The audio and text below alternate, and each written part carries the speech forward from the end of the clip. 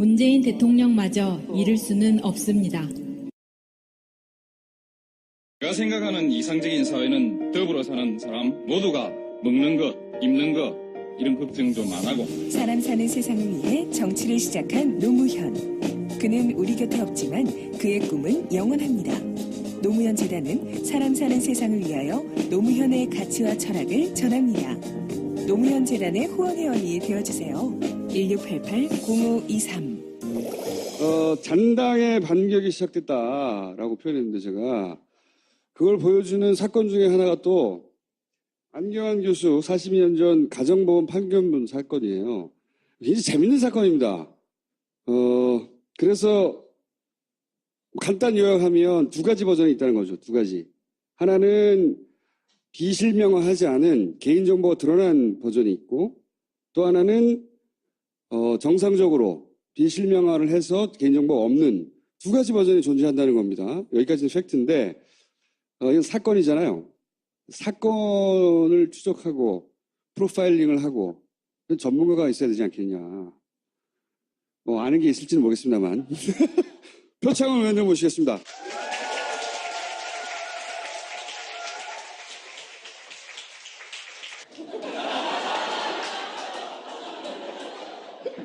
저는 이 사건은 굉장히 중요한 사건이라고 생각하거든요. 단순히 법원 행정처가 실수했다 차원이 아닌 설계로 의심된다. 개인적으로는 생각하는데 요약하면 두 가지 버전이 존재하는데 법원 행정처가 매우 민감한 시기에 매우 민감한 개인정보가 들어간 문서를 결제 라인을 다 거쳤는데 겨우 6분 뭐 이런 시간대에 내줘요.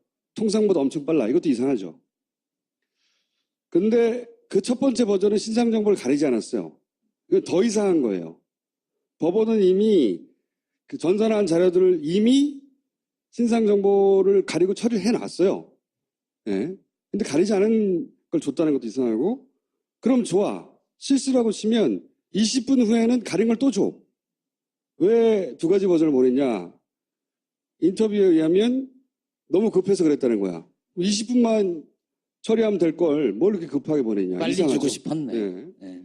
더더더 이상한 거는 이 받았다는 사람은 언론에 제공했다는 사람이 없어요.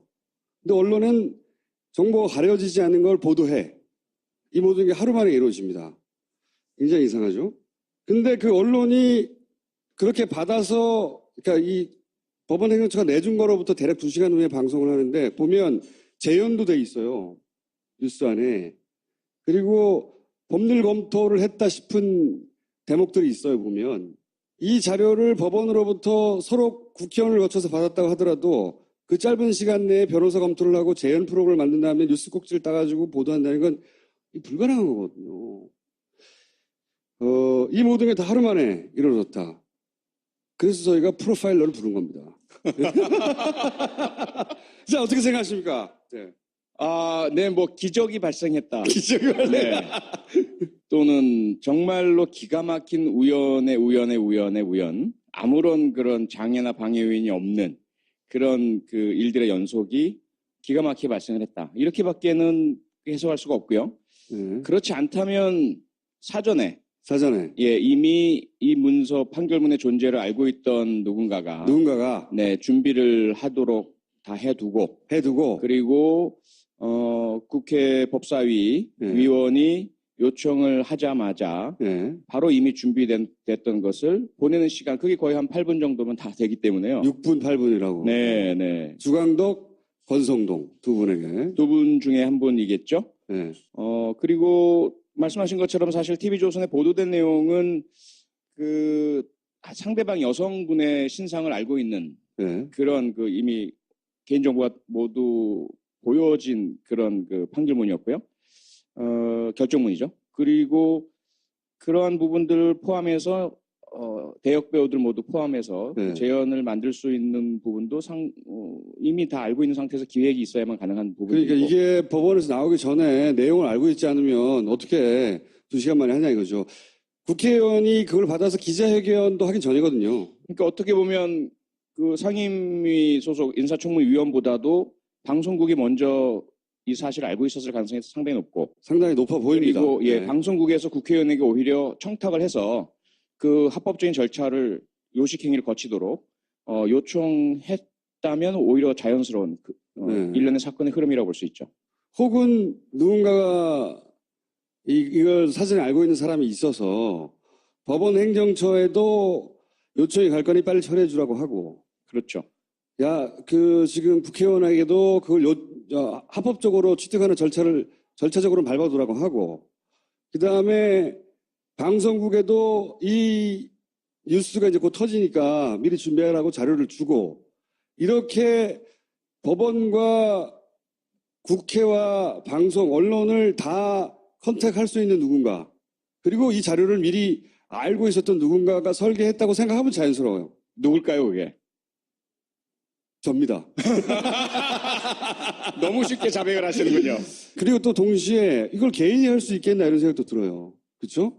누군가 국회의원 하나가, 중앙도 의원 하나가 어떻게 다 움직여요, 이거를. 그거 잘하는 기관은 있는데 기관은 있죠. 바뀌었잖아요. 예전에 우리가 국정원을 공격할 때는 국가가 아니라 정권에 충성한다고 우리가 공격을 했는데, 이번엔 정권에 바뀌었는데 정권에 충성하지 않고 이제는 야당에 충성하는 거잖아요. 이렇게 되면 케이스가.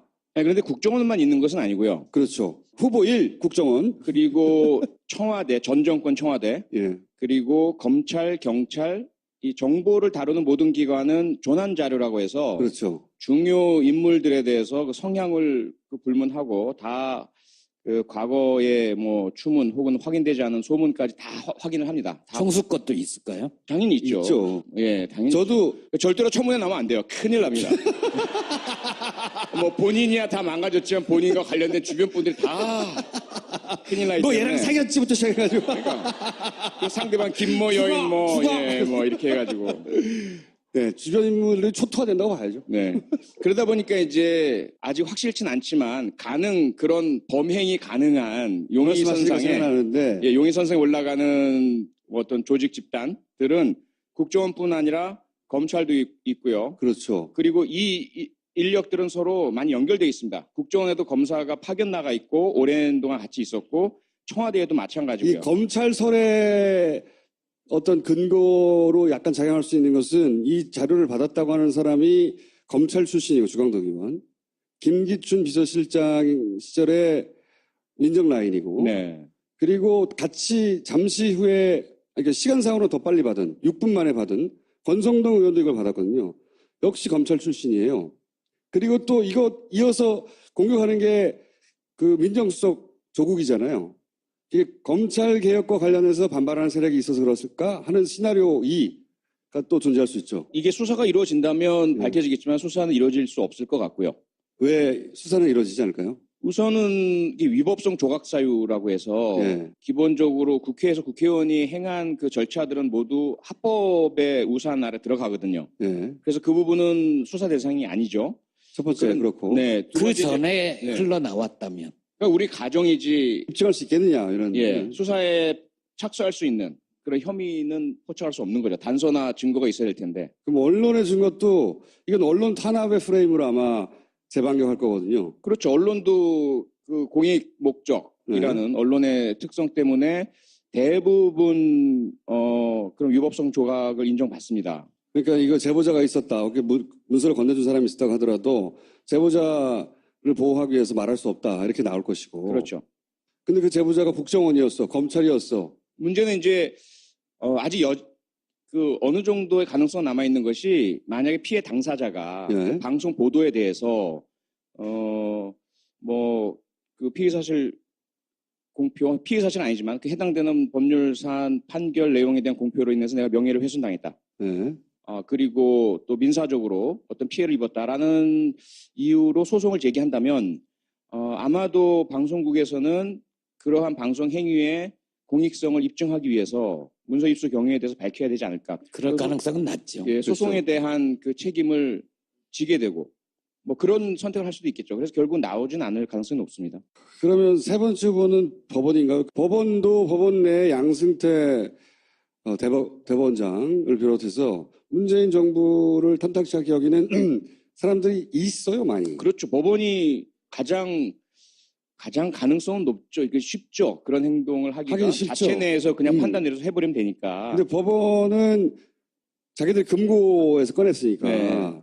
그게 이제 법원 가능성의 근거고, 근데 이제 반론은 법원이 하긴 너무 공격적이고, 뭐랄까요, 과감하지 않나. 법원의 속성상. 다만 할 때. 이제 법원 내에 그 결정문이 있는 것은 맞지만 그것이 법원에 있다는 사실 자체는 외부에서 발설되었을 가능성이 높죠. 법원 내부는 정부 조직을 갖고 있지 않기 때문에 그렇죠. 예, 그걸 뭐 수시로 유명인이나 유력인들에 대한 과거 3, 40년 전 그 결정이나 42년 전이요. 예, 네. 그걸 뒤져보는 일은 안 하거든요. 그 안 하죠. 누군가가 미치지 않고서요. 예, 그 부분을 좀 찾아와 달라라는 이야기는 누군가 했다는 거죠. 그 이야기를 하는 사람은 법원 밖에 있는 인물의 가능성이 높은 거죠. 근데 이걸 뭐랑 비교를 해보면 괜찮냐면 예전에 이회창 후보 아들 병역 문제가 정치권에서 논란이 됐을 때 아들들 병적 기록표를 제시하라 이랬었거든요. 근데 그게 개인정보라고 해서 정말 꼭꼭 감춘 거를 나중에 찾아냈죠. 아주 우연한 계기로 그것도 나중에 이제는 말할 수 있다 해서 얘기할 때가 있을 텐데. 그렇게 멀리 갈 필요가 없이요. 네. 최근에 저희가 국회에서 그 백남기 농민 뭐 경찰 감찰 자료라든지 네. 또는 그 뭐 수사 관련된 자료라든지 개인정보라고 안 주잖아요. 안 줘요. 네. 개인정보 혹은 수사 중 또는 뭐 소송 대상이기 때문에 안 준다. 근데 사실은 그 국회에서의 감정 및 뭐 증언 등에 관한 법률에 보면 그런 사유는 국회 요청 제출 기피 사유가 아니에요. 국가 안보라든지 기밀이 아닌 한 제출하도록 되어 있는데도 불구하고 안 줍니다. 그 부처가 자체 판단해서 안 주는 게 엄청 많거든요. 엄청나게 많아요. 네. 그렇게 특히 해서 야당한테는 더 안 줘요. 더더군다나 이런 43년 전에 그 이 인사청문 대상인 후보자뿐만 아니라 그 상대방인 민간인 여성의 개인 신상 정보가 담겨 있고 상당히 아주 좀 은밀한 사적인 내용이잖아요. 그렇죠. 혼인과 관련된 그런 내용들이 또 개인 신상 정보, 주민등록번호, 본적 주소 다 있는 내용, 실명이 있는 내용을 8분 만에 넘겨준다. 네. 제가 1년 동안 국회의원 생활하면서 그런 기적은 전 만나본 적이 없습니다. 자료 하나 받으려면 얼마나 힘든데요. 그리고 결국은 안 줘요. 결국은 국회의원이 이게 무슨 국회의원이 무슨 권한이 있어? 라는 것을 1년 내내 느꼈었거든요. 그런데 뭐 이번 건은 정말 저는 이해할 수 없는. 더군다나 법원행정처가 그걸 내줄 때 결제 라인이 있어요. 이거 왔는데 어떡하죠? 위에 물어보고. 두 단계, 세 단계가 있어요. 그러면 민감하면 민감할수록, 야, 그건 내주지 말았는지. 왜냐면 안 내줘도 처벌 규정이 없어요. 이게 경고만 하게 돼 있지, 각 부처의 독립성 때문에 국회에 내달라고 해서 안 내주면 처벌, 이게 없어요. 근데 이렇게 민감한 걸 이렇게 신속하게 내주는 거는 전례가 없다. 저도 많은 국회의원한테 물어봤던데, 야당 시절에 오래 겪어본. 제일 빨리 받아본 거는 아주 단순한 개인시장 정보인데도 불구하고 하루 만에 받은 게, 다음날 네. 받은 게 제일 빨리 받았다고 하더라고요. 하루 만에 온 건 엄청나게 빨리 오는 거죠. 단순한 거였다고 그러더라고요, 한 장짜리. 근데 이거를 6분 만에 보냈다. 이거는 말이 안 되는 겁니다. 도저히. 근데 아마 그것도 야당이잖아, 야당. 야당은 잘 안 주거든, 원래. 아직 여당으로 생각하나 보죠. 대법원 예규에도 그런 개인 신상 정보는 어떤 경우에라도 가리고 제거한 상태에서 보내주도록 되어 있거든요. 그 자체 얘기도 어긴 거예요. 절차도 어긴 거고. 저는 이제 말씀하셨듯이 국정원일 수도 있고 검찰일 수도 있고 뭐 법원일 수도 있고 우리가 생각하지 못하는 개인일 수는 없어요. 어떤 기관일 수 있다고 생각하는데 이게 저는 국정원적이라고 생각하는 게 제가 오랫동안 국정원과 몸을 섞었다고 할까요? 반쯤 영혼을 섞어본 결과 국정원의 그 기획의 특징은 1단계에서 안 끝난다는 거예요. 1단계, 2단계, 3단계, 4단계 그림을 막 항상 그리고 1단계를 시작해요. 근데 이제 이게 처음에 안경환 문서, 그러니까 이 파일이 나왔을 때, 예정제 파일이 나왔을 때, 이거는 그냥 누군가가 정말 열심히 해서 찾아낸 걸 수도 있겠다라고 생각했는데, 이게 이제 점점 시간을 지나서 두 개가 존재하고, 그리고 또 조국 민족수석을 때리기 넘어가고, 그 다음에 야당이 그 이후에 마치 정해진 듯한 스텝을 착착착 밟아가거든요.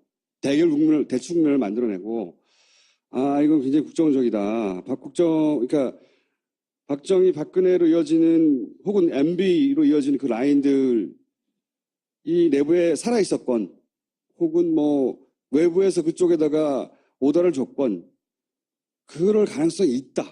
그러니까 찾기는 좀 어려운데 저도 상당 부분 동의하는 것이 예, 저희가 이제 프로파일링 할 때 MO라는 게 있거든요. 예. 모두스 오페란디, 모드 오브 오퍼레이션이라고 그래서 범행 수법 같은 경우죠. 근데 최동욱 전 검찰총장 사건 기억을 하시죠? 예, 예. 그 당시에 최동욱 전 총장의 그런 그 혼외자 의혹과 관련된 예. 원래 개인정보보호법에 의해서 공개될 수 없는, 제공될 수 없는 그런 자료들이 불법적으로 제공이 됐잖아요. 예. 그 과정과 대단히 흡사합니다. 이번에 일어난 그렇죠. 일들이. 그들이 하는 것이 그래요. 그 권한을 가진 기관에 요청을 하는 거죠. 그런 자료가 있는지 확인하고 요청하고 제공하라고 하고 그러한 제공에 따르는 필요한 절차적 요건들은 갖추게 하고 겉으로는 합법의 틀을 쓰는 거죠. 합법의 틀을 쓰는데 그 무리가 뒤따르고 결국은 어떤 규칙은 어기게 되어 있어요. 그리고 그렇죠. 그러한 부분들을 감당하는 누군가 희생양이 꼭 있게 마련이고 네. 뭐 그런 유사한 일들이 이번에도 또 일어난 것은 분명한데 그렇다고 해서 국정원이라고 단정은 제가 한 적은 전혀 없습니다. 네, 다른 관점에서 확실하게 합니다. 네, 기록을 다른 해요. 관점에서 한번 보면 국정원은 그닥 이해관계나 동기가 없을 수 있어요. 안경환 법무장관을 날리면서 동시에 조국 민정수석도라고 생각했던 그룹은 오히려 검찰 쪽에 가깝죠. 검찰이나 그렇게 그 관점에서 보자면. 네, 대법원 뭐 이런 쪽이 더 가까울 수 있죠. 그 관점에서 보면 그런데 검찰은 이렇게까지 공작적이지는 않아요. 원포인트로 때릴 수는 있어도 뭘 흘려서. 그래서 저는 이제 물증은 없지만 제가 겪어본 바로는 매우 국정원적이다. 그러니까 한 3, 4일 전쯤에 이런 그림을 그린 거죠. 쫙. 국정원에 그다음에- 파견 갔던 검사들의 작품? 그러니까 사실은 그게 뭐 그 기관은 아닌 것 같고요. 기관의 의사결정은 분명히 아니죠. 기관 단위의 의사결정은 아니죠. 기관 예. 내에 있는 기관 내에 있는 일부 세력? 예, 그 어떤 정권 교체에 반대하는 생각을 가졌다든가, 혹은 검찰 개혁이나 전반적인 개혁에 대해서 동의하지 않는다든가, 혹은 그런 그 법무부 장관의 비검찰 인사가 오는 것을 반대하는 어떤 누군가와 연결되어 있고 이익을 공유하는 누군가. 이렇게 되었을 경우에는 그 수법은 국정원적이지만 그래서 국정원의 기법과 숙련도를 가지고 있긴 하지만 그게 국정원 내부의 공식적인 라인이 공식적인 아니라. 라인은 아니고 예. 예, 그런 부분들이 가지고 있는 정보를 뭐 몇몇 사람들이 공유하면서 모의를 하고 공작을 해서 실행한 것. 이런 형태라면 사실 밝혀내기 대단히 어렵습니다. 공식적인 그 의사결정 라인이 아니기 때문에. 근데 그렇게 생각하면 이해가 안 간다는 게 한 가지 있습니다. 뭐냐면 법원에서는 2가지 버전을 내보냈다고 하는 거거든요. 근데 저는 이게 믿기지가 않아요, 사실은. 잘. 법원은 전문가예요, 전문가. 그리고 거기 법원에는 명백한 규정이 이미 있어요. 아무리 급해도 20분 때문에 이 정보를 가리지 않고 준다는 건 이해 안 가거든요, 도저히. 그래서 법원에서 나간 건 오히려 한 가지 버전밖에 없지 않을까라고 저는 생각하는데, 그러면 법원 행정처가 억울하니까 항의해야 되는데 왜 뒤집어 썼을까? 이 대목이 저는 이해가 안 가는데, 어쨌든 전체 학구에서 냄새가 많이 난다. 정윤회 문건 사건하고 비교하는데, 정윤회 문건 사건 때 유출 자체를 가지고 문제 삼았잖아요. 그래서 왜 네. 유출 자체를 문제 삼냐고 하는데 이건 전혀 다른 거예요. 이 유출된 문서에 있는 사건은 다 일단락 된 거예요. 재판이 나와서. 거기 파헤칠 내용이 아무것도 없어요. 그런데 정윤회 문건은 그 문건의 내용이 파헤칠 내용이었단 말이죠. 수사하고. 근데 이걸 프레임을 틀어버린 거예요. 그거 완전히 다른 사건이에요. 어쨌거나. 그래서 조국 민정수석은 나간답니까? 조금 전까지 나온 기사를 보면 우선 그 4당 간의 원내대표 협의가 있었던 것 같아요. 예. 협의가 있었고 그 전에도 사실 다들 이 상태를 부담스러워 했거든요. 자유한국당도 반대를 위한 반대만 하고 목리 부리고 국회 파행으로 몰고 가고 이러한 모습이 점점 지지자들로부터 외면받고 있다는 사실을 알고 있으면서 언젠가는 그리고 빨리 가급적이면 이 상황을 벗어나고 싶어 하고 있었거든요. 명분이 주어지기를.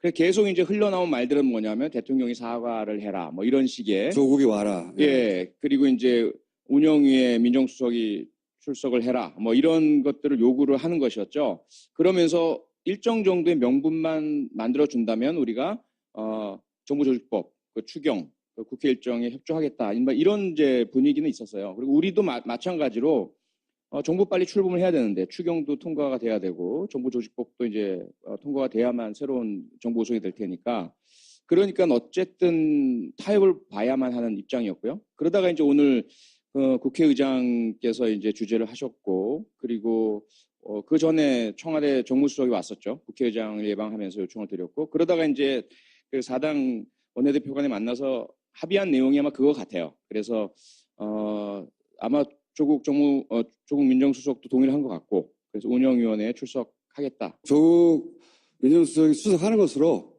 이제까지 나온 기사만 보면 그런 것 같습니다. 좀 더 확정된 건 아니고요. 수석하는 게 제가 보기엔 야당한테는 안 좋은 것 같은데. 그렇죠. 비주얼상. 그리고 논리적으로 잘 답변할 것 같은데. 네, 뭐 워낙 논리적이고 이 사건 자체에 대해서 민정수석이 뭐 더 이상 밀리거나 몰릴 이유가 전혀 없거든요. 기본적인 사과는 네. 할 테고 네. 포괄적인 그렇죠. 어쨌든 인사 문제가 생겨서 죄송하다는 사과는 할 것이고 그 외에 질의나 공격에는 대단히 잘 방어할 것 같은데. 그렇죠. 근데 이제 이런 거죠. 때리는 게 목적인 거예요. 조국 지금 한 달 반 됐는데 민정수석을 어떻게 날려요? 못 날려요. 대통령이 미치지 날리지 않고요. 예, 그걸 뻔히 알지만 어쨌든 끌어내서 때리고 지지를 흔들고 잡음을 만들어내서 왜냐하면 기사를 다 읽는 사람보다 쓱쓱 이미지만 받아들이는 사람이 많으니까 어쨌든 지지를 끌어내리고 흔들어내려고 하는 거죠 지금. 그리고 일종의 성과를 올려야 된다라는 강박관념이 좀 있는 것 같아요. 그동안 그렇게 욕먹으면서 반대를 했는데 아무런 것도 얻지 못하고 물러서면 완전히 그건 뭐 죽는 거니까 무엇이라도 하나 가시적인 성과를 거둬야 될 텐데 그게 아마 민정수석의 운영이 출석인 것 같습니다. 민정수석 뭐고 하고 주는 거예요 그럼? 운영위원장은 안 바꾸나요? 원래 운영위원장은 여당이 했던 거잖아요. 네, 관행이죠. 네. 법적인 강행사항이 아니다 보니까 네. 자유한국당이 안 주고 있어요. 네, 지켜라라고 하는데 안 내놓고 있습니다. 그런 것도 처음 보네. 처음 봅니다, 진짜. 네, 예. 여당 국회 그 운영위를 소집할 수 있는 운영위원장 이걸 여당이 하거든요. 근데 지난번에는 자유한국당이 여당이었으니까 운영위원장을 했을 거 아니에요. 조건이 바뀌었잖아요. 그럼 줘야 돼. 안 주고 있어요. 민주당에서 어떻게 해야 돼 이거? 여당이니까 여당답게 네. 점잖게 품격 있게 여당답게 가서 다 목 졸라요. 몸싸움하고 응? 꺼져라 이 새끼들아 이러고. 그러니까 저희는 정말 억울한 게 야당일 때도 무조건 참았어요. 야당일 때는 뭐 하면 발목 잡는다고 공격을 하고. 네, 거기다가 이제 지난번 이제 20대 국회 구성되자마자 정세균 국회의장의 첫 개원 그 인사 연설 때 뭐 사드에 대해서 한마디 했다고 막 소리 지르면서 전부 퇴장하고 그 다음에 국회의장실 점거하고 국회의장 공간 앞에 가서 거기는 사실 집회 및 시위에 관한 법률상 100m 이내에서 집회 못하는 곳이에요. 다 잡아가야죠. 안 잡아가죠. 그래서 거기서 밤새도록 시위를 했어요. 이정현 대표가 단식했을 때. 예. 단식도 하고 그 다음에 이제 국정감사를 해야 되는데 국정감사도 여당이 사상 최초로 여당이 보이콧을 해버렸잖아요. 그러니까 저희가 야당이 더 이상한 거예요. 야당은 오히려 우리가 막 뭐 보이콧하고 하지 말라고 그러고 주장해야 될 텐데 우린 전부 국회 일정 하자고 하고 여당이 막 국회 열지 말자고 하고 근데 여당이 됐는데 똑같은 거예요. 여당이 됐는데 저 사람들은 또 야당의 권위 다 누리고 권한 다 자유 다 누리고 기억하실 거예요. 저는 이제 딱 2개 국회의원이 된 이후에 인사청문회를 겪었던 것이 이철성 전 지금 현재죠. 경찰청장하고 김재수 농림축산식품부 장관하고 얼마나 문제가 많았어요. 음주운전. 음주운전만이 아니라 음주사고에다가 당시에 경찰관 신분을 속였기 때문에 징계를 안 받았고 만약에 경찰관 신분임을 드러냈다면 중징계를 받았을 테고 경찰청장이 될 수는 없는 거죠. 그런 부분이기 때문에 대단히 심각한데도 불구하고 강행했어요. 청문보고서 채택을 안 해줬지만 임명했어요. 그때 이제 우리가 어떻게 할까 이건 받아들일 수 없지 않나라고 했을 때 그래도 우리가 인사권자의 결정에 대해서 야당이 뭐 여기에 대해서 뭐 국회 파행으로 간다든지 장외로 간다든지 하면 우리가 역풍을 맞아 이러면서 우리는 스스로. 그거를 고쳐야 돼 정신 마인드를. 아니 근데 그 자체가 저희는 정말 잘했다고 생각하는 게 그때 우리가 국회의 정규 일정을 모두 지켜나가면서 어쨌든 대통령의 인사권을 존중을 해줬거든요. 그렇기 때문에 우리가 할 말이 있는 거죠, 지금. 제가 보기에는 이 민주당이 아직도 야당 때 뭐랄까요? 그 수줍음? 얌전함? 뭐 이런 거. 부드러움? 뭐 이런 걸 갖추고 있죠, 저희가. 그 자기 검열 이걸 좀 버리고 네. 좀 강하게 들이받고 나가세요. 요거 헤드락하고 하고 드러내고 다 꺼져 이 새끼들 하고 민주당 내에서는 그런 얘기는 없습니까? 야 우리 이번에 세게 돌파하자 이런 얘기요? 제가 제일 강성이니까. 언제나 제가 무슨 사고 칠까봐 걱정들 하고 계시기 때문에 예. 저는 늘 이렇게 자기 검열을 상당히 강하게 하고 있습니다. 예? 네, 고맙습니다. 예. 제가 오촌살인 사건 재수사도 얘기를 나누려고 했는데 예. 오촌살인 사건 재수사 여당이 됐는데 할 수 있습니까? 경찰은 할 생각이 없다는데? 그러니까 그게 좀 이상한 게 이철성 경찰청장은 수사 경험이 전혀 없어요. 그리고 이 사건에 대해서 잘 몰라요. 예. 그런데 재수사할 필요가 없다는 말을 왜 하는지 전 이해를 못하겠고 예. 굳이 그 말을 하지 않아도 되거든요. 굳이 했잖아요. 그러니까요. 수사국장에게 위임해도 되는 것이고 그래서 저는 전혀 불필요하고 해서는 안 될 말을 했다라고 생각을 네. 하고 그 말을 하라고 누가 시키지 않았을까요? 그것도 설계자가 있는 거예요. 아니, 그러니까 저는 경찰청장이 이 사건에 대해서 재수사할 생각이 없다는 말을 할 필요가 없거든요. 전혀 할 필요가 없어요. 네. 그 얘기를 왜 해요? 검토한다고 해도 되죠. 그거는 그 자체가 수사권 독립을 하면 안 된다라고 경찰청장이 외치는 거랑 똑같아요. 왜 우리가 수사권 독립을 하자고 합니까? 검찰이 쥐고 있고 경찰이 마음대로 못하니까라는 것인데 지금 수사 라인에도 들어가지 않고 형사소송법상 수사권이 없는 경찰청장인데 그 사람이 수사를 하지 않겠다라고 하는 것은 경찰 내 수사가 행정으로부터 독립되지 않다는 이야기예요. 그렇게 이야기해가지고 무슨 검찰로부터 수사권을 독립시켜달라고 할 수 있겠습니까? 그리고 그 사건에 대해서 왜 재수사하지 않겠다고 하는지를 모르겠어요. 그 모든 사건의 그 수사라는 것은 그 재판과 다르기 때문에 재심은 상당히 어렵잖아요. 요건도 강하고 다시 판결에 준하는 재심 결정이 있어야 되지만 수사라는 것은 행정행위이거든요. 얼마든지 혐의점이 더 드러난다든지 의혹이 제기된다든지 새로운 어떤 진술이나 증인이나 증거나 이런 것이 나타나면 당연히 재수사를 해야 되는 것이거든요. 이 부분은 경찰청장이 판단할 게 아니에요. 할 얘기도 아니고 수사를 담당했던 경찰서에서 다시 한번 들여다보고 그쪽에서 만약에 재수사할 필요가 없다라고 한다면 말이 돼요. 그러면 그 부분에 대해서 다시 챌린지하고 수사 이의 신청하고 이렇게 하면 되거든요. 그런데 그것을 아예 수사 실무 담당 부서에서는 말도 못하게 위에서 재수사 없다라고 해버리니 그러니까요. 일선 실무에서 형사들은 말도 못하는 거죠. 이거는 있어서는 안 될 일입니다. 그래서 어떻게 됩니까? 그래서 일단 저희가 안전행정위원회에서 일단 문제 삼아야 되겠죠. 문제 삼고 비판하고 재수사의 필요성을 강조하고 그리고 그 뒤에 어떻게 되는지 지켜봐야 되겠죠. 문재인 정부하에 경찰청장이 안 하겠다잖아요. 근데 백남기 유족한테 사과도 안 한다고 했다가 사과를 했잖아요. 네. 그런 식으로 또 바뀔 수 있는 거 아닌가요? 당연히 바뀔 수 있고요. 문제는 경찰이 안 해도 검찰이 할 수가 있고 사실 박영수 특검이 이 사건을 수사를 하던 중이었어요. 그런데 워낙 본줄기가 아니다 보니까 그렇죠. 이 사건에 집중을 못하고 시간도 없고 그때. 네, 시간도 없고 해서 사실 그냥 중단이 된 상태이고 만약에 경찰이 안 한다고 한다면 만약에 또 그 문제가 제기가 되고 필요성이 강조가 되면 검찰이 재수사를 할 수도 있습니다. 그러면 더 경찰은 곤란한 위치가 될 것입니다. 알겠습니다. 오늘 나오셨는데 혹시 못하고 하신 얘기 있습니까? 최선을 다해 열심히 잘하겠습니다. 고맙습니다.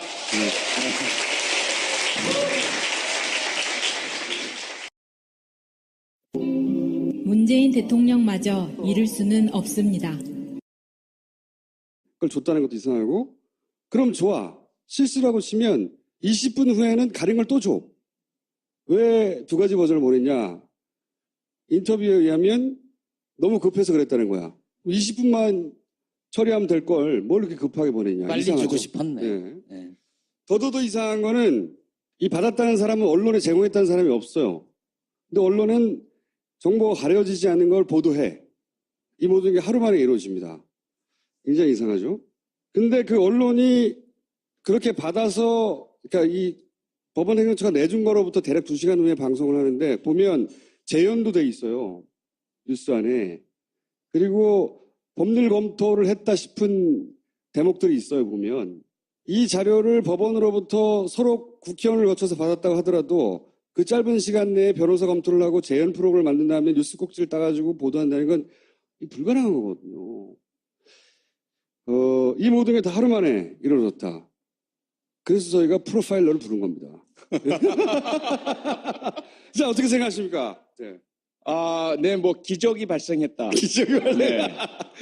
또는 정말로 기가 막힌 우연의 우연, 아무런 그런 장애나 방해 요인이 없는 그런 그 일들의 연속이 기가 막히게 발생을 했다. 이렇게밖에는 해석할 수가 없고요. 네. 그렇지 않다면 사전에 이미 이 문서 판결문의 존재를 알고 있던 누군가가 네, 준비를 하도록 다 해두고 그리고 국회 법사위 네. 위원이 요청을 하자마자 네. 바로 이미 준비됐던 것을 보내는 시간, 그게 거의 한 8분 정도면 다 되기 때문에요. 6분, 8분이라고. 네, 네. 주광덕, 권성동 두 분에게. 두 분 중에 한 분이겠죠. 네. 그리고 말씀하신 것처럼 사실 TV조선에 보도된 내용은 그 상대방 여성분의 신상을 알고 있는 네. 그런 그 이미 개인정보가 모두 보여진 그런 그 판결문이었고요. 결정문이죠. 그리고 그러한 부분들을 포함해서 문재인 대통령마저 잃을 수는 없습니다. 제가 생각하는 이상적인 사회는 더불어 사는 사람 모두가 먹는 것, 입는 것 이런 걱정 좀 안 하고 사람 사는 세상을 위해 정치를 시작한 노무현. 그는 우리 곁에 없지만 그의 꿈은 영원합니다. 노무현 재단은 사람 사는 세상을 위하여 노무현의 가치와 철학을 전합니다. 노무현 재단의 후원회원이 되어주세요. 1688-0523. 잔당의 반격이 시작됐다라고 표현했는데 제가 그걸 보여주는 사건 중에 하나가 또 안경환 교수 42년 전 가정보험 판결문 사건이에요. 굉장히 재밌는 사건입니다. 그래서 간단 요약하면 두 가지 버전이 있다는 거죠. 두 가지. 하나는 비실명화하지 않은 개인정보가 드러난 버전이 있고 또 하나는 정상적으로 비실명화를 해서 개인정보가 없는 두 가지 버전이 존재한다는 겁니다. 여기까지는 팩트인데 이건 사건이잖아요. 사건을 추적하고 프로파일링을 하고 전문가가 있어야 되지 않겠냐. 뭐 아는 게 있을지는 모르겠습니다만. 표창원 의원님 모시겠습니다.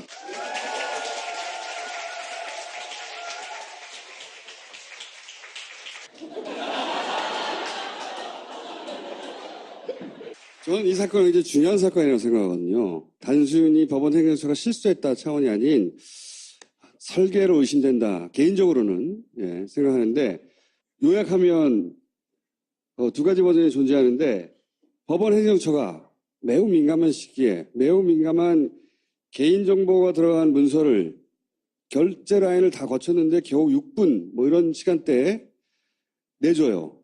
통상보다 엄청 빨라. 이것도 이상하죠. 근데 그 첫 번째 버전은 신상정보를 가리지 않았어요. 이건 더 이상한 거예요. 법원은 이미 그 전산화한 자료들을 이미 신상정보를 가리고 처리를 해놨어요. 예. 근데 가리지 않은 당사자가 그 방송 보도에 대해서 그 피의사실 공표, 피의사실은 아니지만 그 해당되는 법률 사안 판결 내용에 대한 공표로 인해서 내가 명예를 훼손당했다. 그리고 또 민사적으로 어떤 피해를 입었다라는 이유로 소송을 제기한다면 아마도 방송국에서는 그러한 방송 행위의 공익성을 입증하기 위해서 문서 입수 경위에 대해서 밝혀야 되지 않을까. 그럴 가능성은 낮죠. 예, 소송에 대한 그 책임을 지게 되고 뭐 그런 선택을 할 수도 있겠죠. 그래서 결국 나오진 않을 가능성이 높습니다. 그러면 세 번째 후보는 법원인가요? 법원도 법원 내 양승태 대법원장을 비롯해서 문재인 정부를 탐탁치 않게 여기는 사람들이 있어요, 많이. 그렇죠. 법원이 가장 가능성은 높죠. 이게 쉽죠. 그런 행동을 하기가 자체 내에서 그냥 판단 내려서 해버리면 되니까. 근데 법원은 자기들 금고에서 꺼냈으니까. 네. 그게 이제 법원 가능성의 근거고.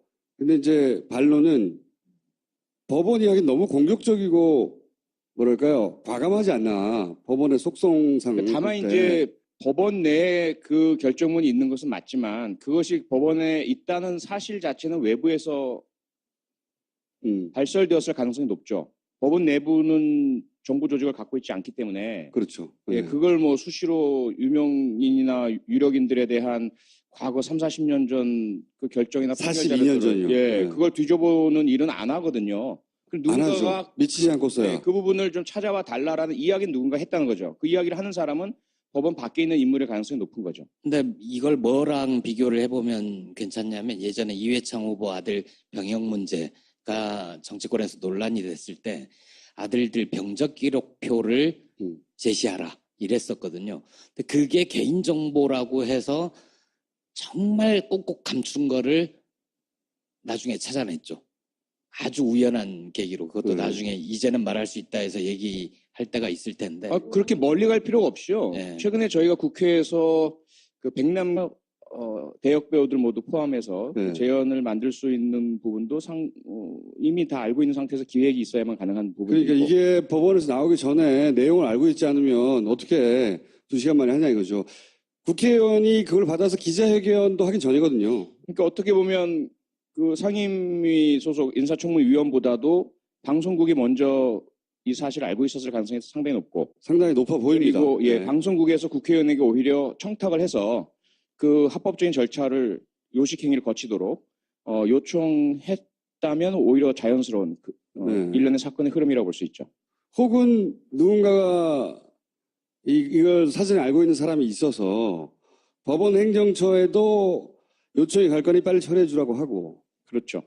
야, 지금 국회의원에게도 그걸 합법적으로 취득하는 절차적으로 밟아두라고 하고, 그 다음에 방송국에도 이 뉴스가 이제 곧 터지니까 미리 준비하라고 자료를 주고, 이렇게 법원과 국회와 방송, 언론을 다 컨택할 수 있는 누군가, 그리고 이 자료를 미리 알고 있었던 누군가가 설계했다고 생각하면 자연스러워요. 누굴까요, 그게? 접니다. 너무 쉽게 자백을 하시는군요. 그리고 또 동시에 이걸 개인이 할 수 있겠나 이런 생각도 들어요. 그렇죠? 누군가 국회의원 하나가 중앙당 의원 하나가 어떻게 다 움직여요 이거를. 그거 잘하는 기관은 있는데 기관이 있죠. 바뀌었잖아요. 예전에 우리가 국정원 공격할 때는 국가가 아니라 정권에 충성한다고 우리가 공격을 했는데 이번엔 정권에 바뀌었는데 정권에 충성하지 않고 이제는 야당에 충성하는 거잖아요. 이렇게 되면 케이스가. 네, 그런데 국정원만 있는 것은 아니고요. 그렇죠. 후보 1 국정원. 그리고 청와대, 전 정권 청와대, 예. 그리고 검찰, 경찰, 이 정보를 다루는 모든 기관은 조난 자료라고 해서 그렇죠. 중요 인물들에 대해서 그 성향을 불문하고 다 그 과거의 뭐 추문 혹은 확인되지 않은 소문까지 다 확인을 합니다. 다 총수 것도 있을까요? 당연히 있죠. 있죠. 예, 당연히. 저도 절대로 청문회 나오면 안 돼요. 큰일 납니다. 뭐 본인이야 다 망가졌지만 본인과 관련된 주변 분들이 다 큰일 나기 뭐 때문에. 얘랑 사귀었지부터 시작해가지고. 그 상대방 김모 여인 뭐, 예, 뭐 이렇게 해가지고. 네, 주변 인물들이 초토화된다고 봐야죠. 네. 그러다 보니까 이제 아직 확실치는 않지만 그런 범행이 가능한 용의선상에 생각나는데 예, 용의선상에 올라가는 어떤 조직 집단들은 국정원뿐 아니라 검찰도 있고요. 그렇죠. 그리고 이 인력들은 서로 많이 연결되어 있습니다. 국정원에도 검사가 파견 나가 있고 오랜 동안 같이 있었고 청와대에도 이 마찬가지고요. 검찰설의 어떤 근거로 약간 작용할 수 있는 것은 이 자료를 받았다고 하는 사람이 검찰 출신이고 주광덕 의원, 김기춘 비서실장 시절의 민정 라인이고, 네. 그리고 같이 잠시 후에 그러니까 시간상으로 더 빨리 받은 6분 만에 받은 권성동 의원도 이걸 받았거든요. 역시 검찰 출신이에요. 그리고 또 이거 이어서 공격하는 게 그 민정수석 조국이잖아요. 이게 검찰 개혁과 관련해서 반발하는 세력이 있어서 그렇을까 하는 시나리오 2가 또 존재할 수 있죠. 이게 수사가 이루어진다면 네. 밝혀지겠지만 수사는 이루어질 수 없을 것 같고요. 왜 수사는 이루어지지 않을까요? 우선은 이 위법성 조각 사유라고 해서 네. 기본적으로 국회에서 국회의원이 행한 그 절차들은 모두 합법의 우산 아래 들어가거든요. 네. 그래서 그 부분은 수사 대상이 아니죠. 첫 번째는 그렇고. 네. 두 그 번째, 전에 네. 흘러나왔다면. 그러니까 우리 가정이지 입증할 수 있겠느냐 이런. 예, 수사에 착수할 수 있는 그런 혐의는 포착할 수 없는 거죠. 단서나 증거가 있어야 될 텐데. 그럼 언론에 준 것도 이건 언론 탄압의 프레임으로 아마 재방경할 거거든요. 그렇죠. 언론도 그 공익 목적 조각이라는 언론의 특성 때문에 대부분 그런 위법성 조각을 인정받습니다. 그러니까 이거 제보자가 있었다. 이렇게 문서를 건네준 사람이 있었다고 하더라도 제보자를 보호하기 위해서 말할 수 없다. 이렇게 나올 것이고. 그렇죠. 근데 그 제보자가 국정원이었어. 검찰이었어. 문제는 이제 아직 어느 정도의 가능성 남아 있는 것이 만약에 피해